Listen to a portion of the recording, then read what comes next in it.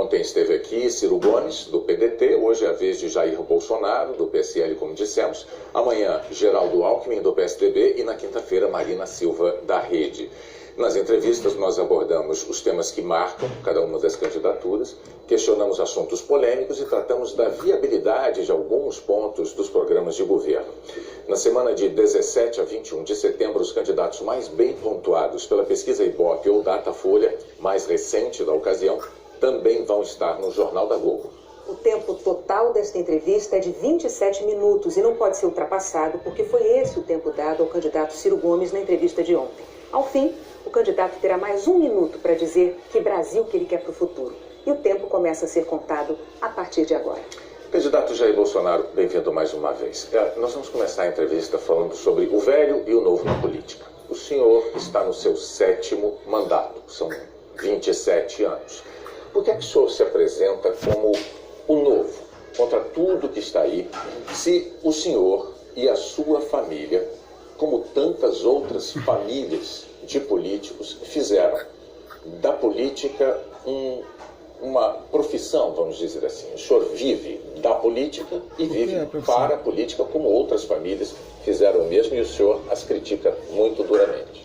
Geralmente, quando se fala em família na política, são famílias enroladas em atos de corrupção. A minha família é limpa na política.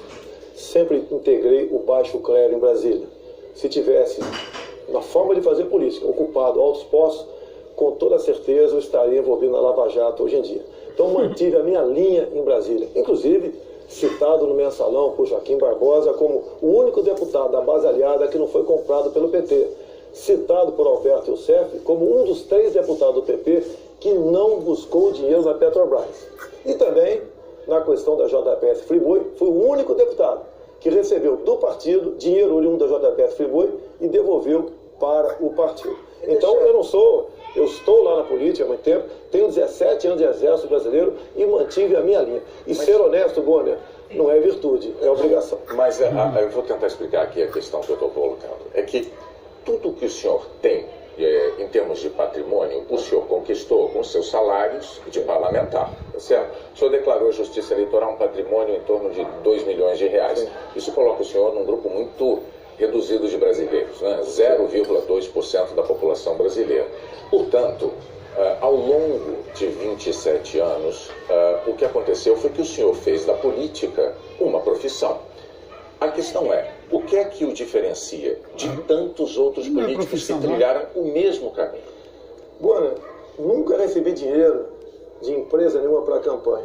Sempre fiz a minha campanha usando aquilo que consegui ao longo do mandato, em especial as minhas conquistas. Eu tenho reconhecimento popular para isso.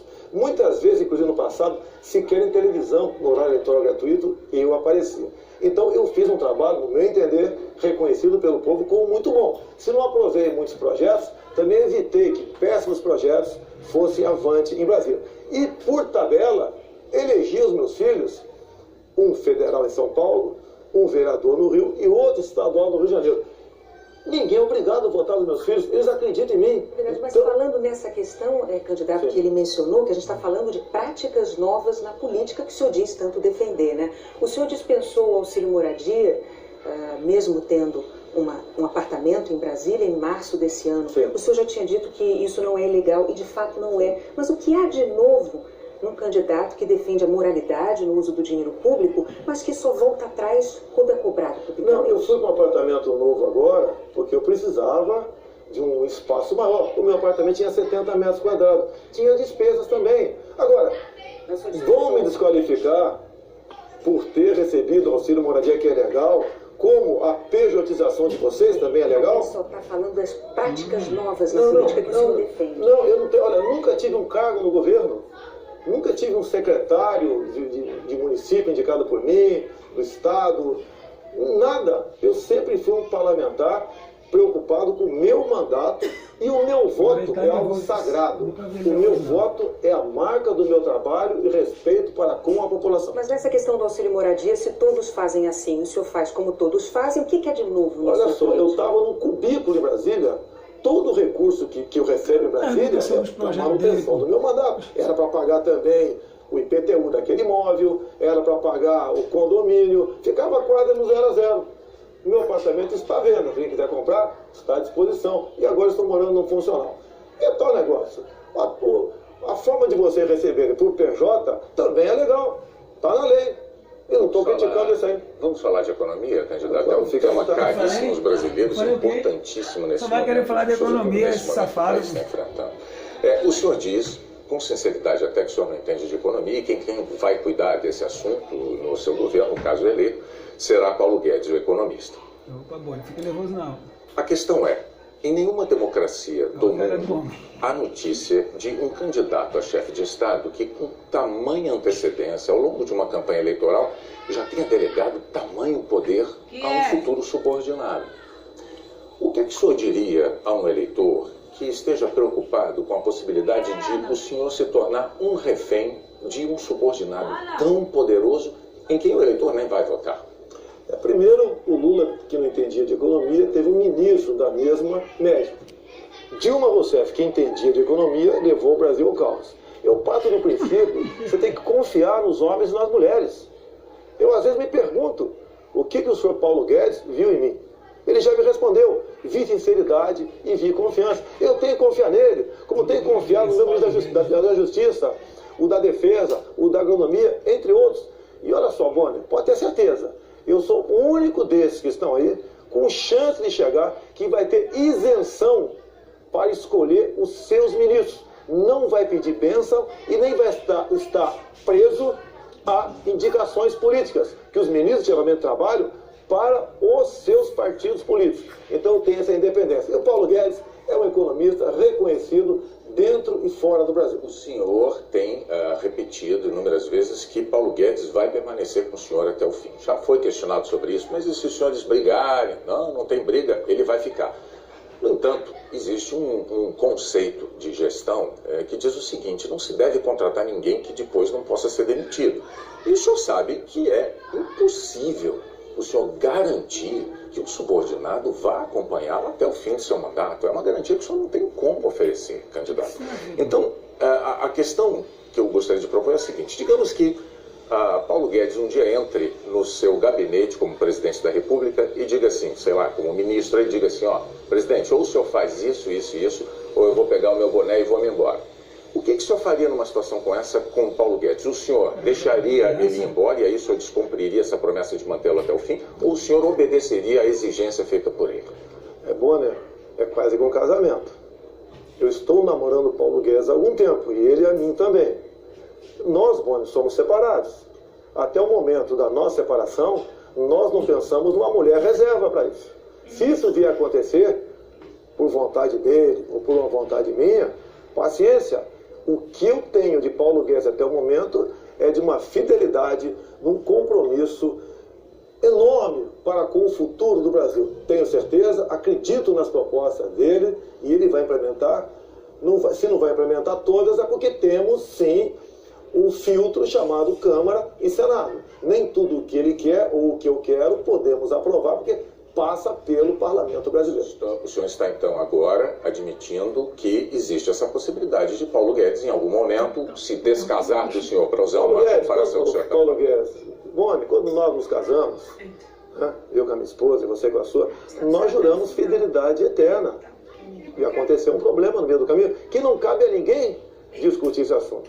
Duvido, pelo que conheço, de Paulo Guedes. Eu passei a conhecê-lo muito mais.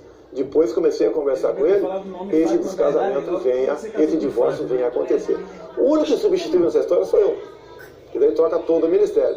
Fora isso, se porventura vier a acontecer, pode ter certeza, né, que não será por um capricho meu ou capricho dele, que nós estamos imbuídos, eu e Paulo Guedes estamos imbuídos em buscar dias melhores para o nosso Brasil. E nós não queremos uma aventura nesse processo. Candidato, vamos falar agora de um tema muito importante também, que é desigualdade de gênero. Segundo o IBGE, as mulheres ganham 25% menos que os homens. O senhor já disse que no serviço público já há garantia dessa igualdade salarial e no setor, na iniciativa privada, vale que o empregador, o livre-arbítrio do empregador, presidente da República, na sua opinião, não pode fazer nada a respeito para mudar esse quadro. O fato é que o senhor afirmou que, se fosse empregador, não empregaria mulheres com os mesmos salários dos homens. Ou seja, o senhor se solidariza pessoalmente com os empregadores que compartilham dessa desigualdade salarial. Como explicar isso às mulheres? É muito fácil. Renata, você leu isso, ouviu essa afirmação pura do respeito? Acho que eu ouvi e li. Não, você não. Me desculpe, a senhora não ouviu. Eu nunca. Se o senhor quiser. Foi no programa do Sena Gimenez? Foi no Mas já existia esse fato em jogo. Ela perguntou para mim, eu falei, a competência. Né? Ela falou, as mulheres todas são competentes. Então, questão de salário, é questão de competência. Na CLT já se garante isso.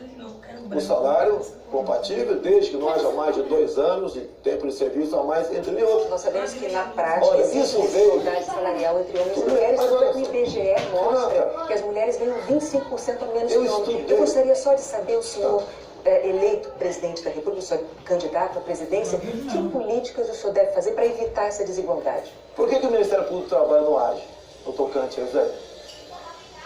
Posso agir. O senhor, como presidente da República... Mas eu não tenho ingerência no Ministério Público do Trabalho. Isso está na CLT.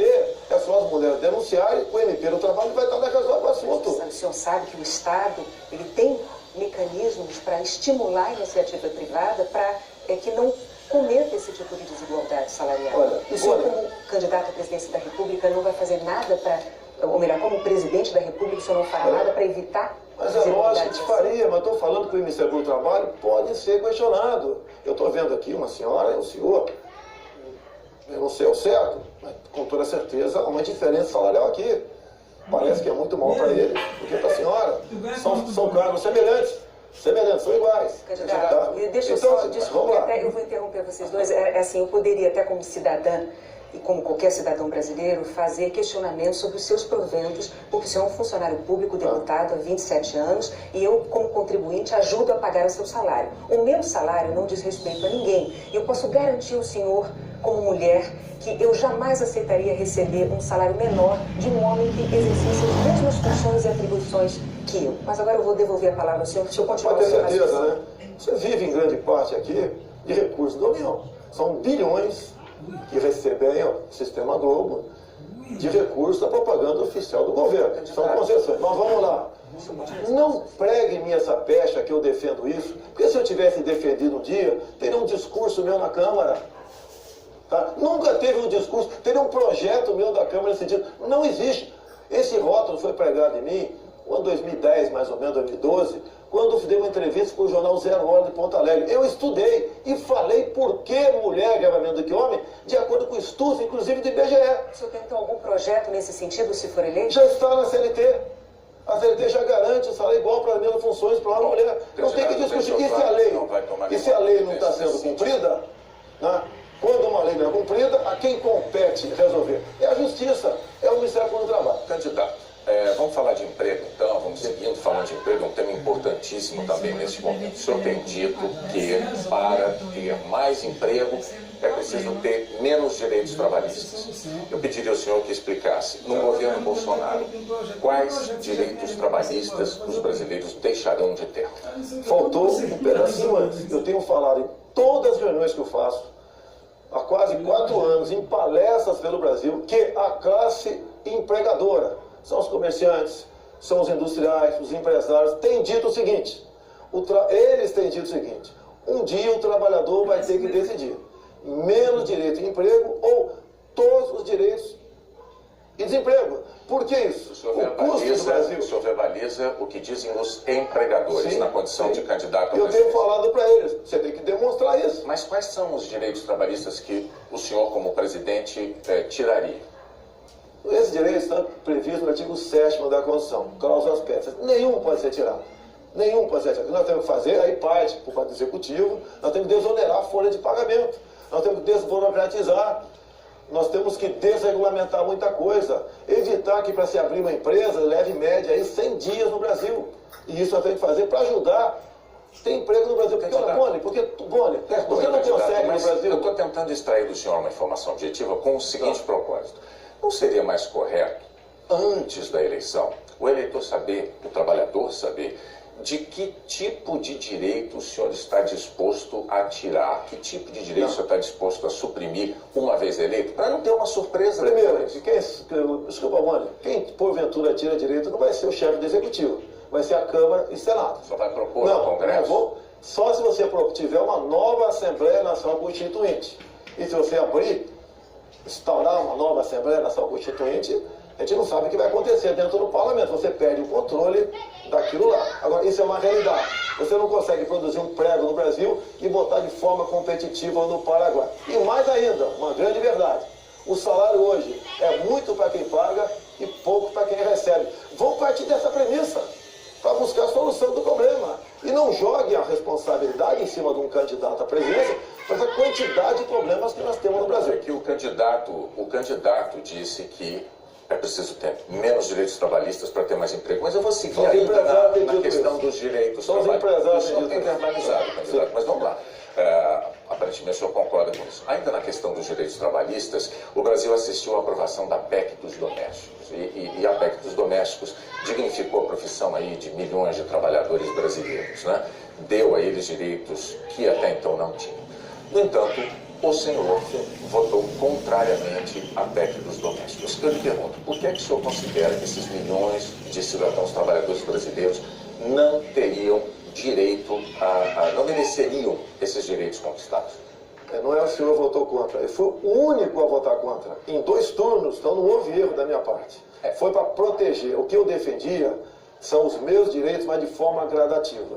Levou milhares, milhões de senhoras e alguns homens que exerciam o trabalho doméstico para ser o quê? Diaristas. E como diaristas não estão sequer grande parte deles recolhendo para a sua previdência.